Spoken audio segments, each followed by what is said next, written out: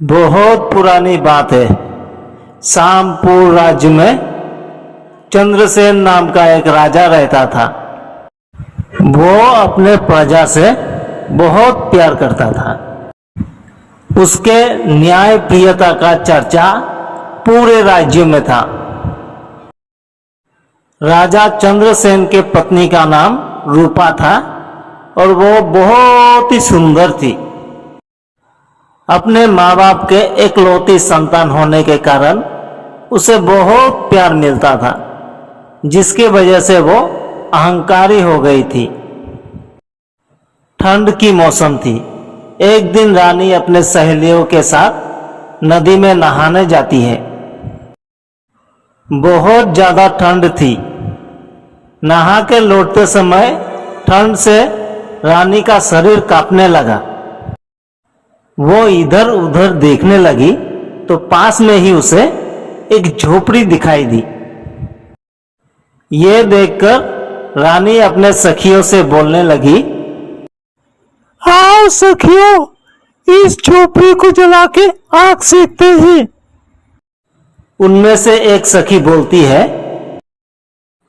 गुस्ताखी माफ हो महारानी, लगता है ये किसी गरीब का झोपड़ी है, इसे जलाना उचित नहीं होगा।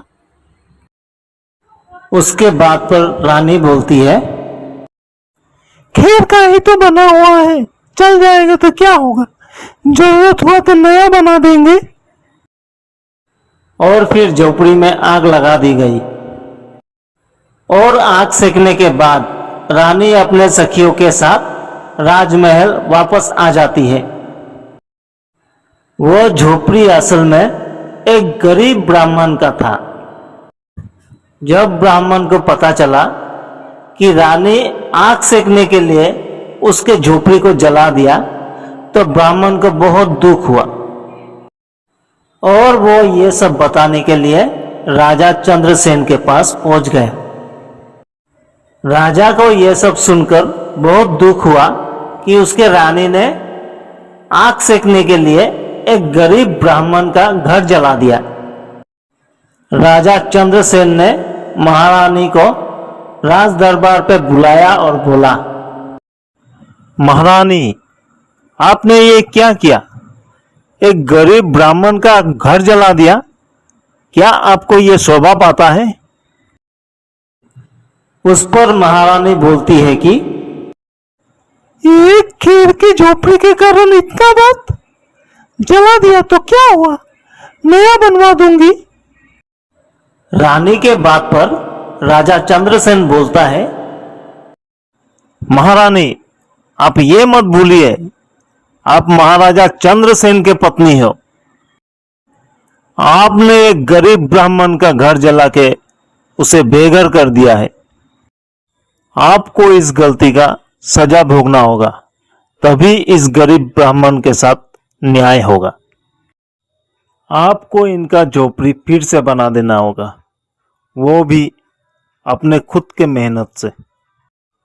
जब तक आप इनका झोपड़ी नहीं बनवा देते, तब तक आप इस राजप्रसाद पे नहीं रुक सकती। रानी का सारा अहंकार चूर चूर हो गया। अभी उसको अपनी गलती पे अफसोस होने लगा था। उनको समझ नहीं आ रहा था कि अभी क्या करे। और अंत में उसने फैसला किया और जंगल से लकड़ी ले जाकर बाजार में बेचने लगा। और इसी तरह से वो 1 साल तक कड़ी मेहनत करती रही। और इस तरह से उसे जितने भी पैसे मिलती थी, उसमें से आधा बचाती थी और आधे पैसे से अपना गुजारा चलाती थी। इस तरह से वो 1 साल के बाद झोपड़ी को फिर से बना दिया। और अब वो समझ चुकी थी गरीबी क्या होती है। और खेर का झोपड़ी बनाना भी एक गरीब आदमी के लिए कितना कष्ट होता है। और वो गरीब ब्राह्मण से माफी मांगती है। अभी रानी का मन बदल चुकी थी। महाराज चंद्रसेन अपने रानी के इस व्यवहार से प्रसन्न होते हैं और उसे पूरे सम्मान के साथ राजमहल में वापस ले आती है।